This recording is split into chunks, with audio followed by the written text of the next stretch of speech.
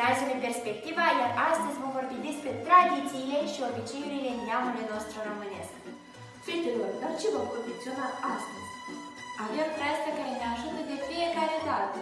O să vorbim despre mărțișoare sau omuleta lunii martie. Prima zi a lunii martie era prima zi a anului pentru strămoșii noștri. Macrina, ce e cu simbolul acesta și de ce strămoșii noștri îi purtau de 1 martie? Păi se zice că la începutul fiecărui an nou spiritele negre îmblau nesnicherite, astfel încât la fiecare început și la fiecare sfârșit, strămoșii noștri legau acest șnur bicolor de coarnele animalelor, de asemenea de poartă sau chiar la ei în casă, pentru ca să arunce toate aceste spirite negre. De asemenea, uneori mai legau de mânuța copiilor lor acest șnur format din alb și roșu, astfel încât aceștia să-i protejeze de toate spiritele negre, dar în același timp să fie și norocoși și curați ca argintul, astfel încât uneori ei mai puneau acolo și câte o monedă de argint sau chiar de aur, astfel încât îl puneau întotdeauna la data de 1 martie, înainte ca să răsară soarele, acesta fiind un talisman până la urmă. Mărțișorul e un talisman color.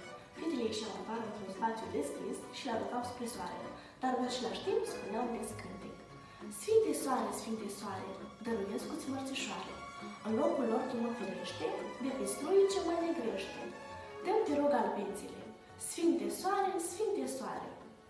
Ah, ce obicei frumos! Fetelor, acum vă propun ca împreună cu dumneavoastră să confecționăm mărțișoare. De tot ce să avem nevoie pentru început sunt doar niște fire albe, fire roșii și de o foarfecă. Acestea sunt necesare doar pentru a face niște mărțișoare simple, exact ca și acestea. Ulterior, dumneavoastră de acum le puteți înfrumuseța. Haideți, fetelor, la lucru, să facem mărțișoare împreună! Noi deja avem 2 exemple făcute, doar pentru a arăta ce puteți să dar desigur, fără să faceți doar facem asta. Apoi, dacă sunteți creativi, puteți folosi pentru fetița mărțicușă și niște panglici pe care o să le puneți în formă de catriță sau de asemenea și panglic în formă de iun pe care o să le puneți în cap ca o robotă.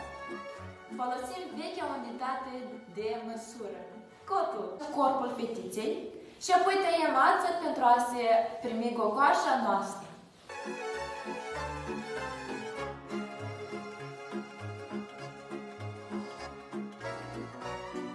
Dacă nu credeți că arată mânuțe, dar acosițe, o să vă demonstrăm imediat. Țigușa noastră și punem mânuțele în sus. Le ridicăm spre corp și apoi mai legăm o dată, astfel încât să-i formăm talia cu ață roșie ca să se potrivească cu rochița. Să-i facem o talie frumoasă, pentru că moldovencile noastre sunt fermecătoare și trase prin inel.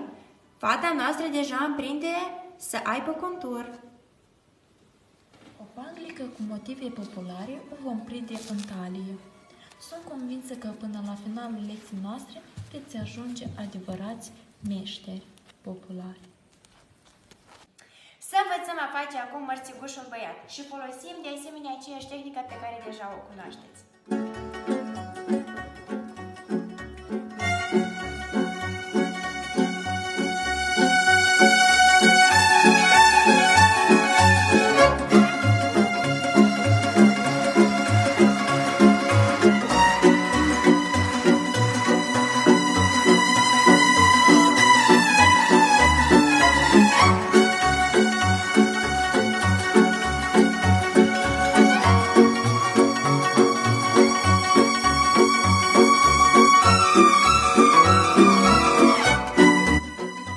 Deși arată ca și o fetiță, acum vom împărți firele în jumătate și vom lega picioarele de parcă are niște papuci.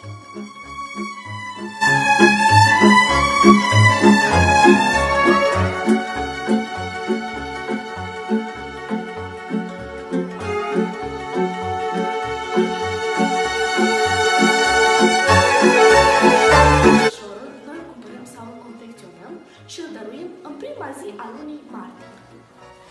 Apoi putem să-l purtăm la gât, la mână sau prins în piept, până când încep pomii să dea în floare. Și îl punem legat de o greangă înflorită și ne punem o dorință. Așa se spune că pomul ne dă din parfumul florilor sale, din frumusețea și vigoarea sa. Cununa simbolizează continuitatea, unirea și hora, iar hora este cel mai vechi și cel mai răspândit dans popular românesc. Mărțigușa și mărțigușul și-au lăsat toate treburile și grijile acasă și au plecat duminica la hora satului.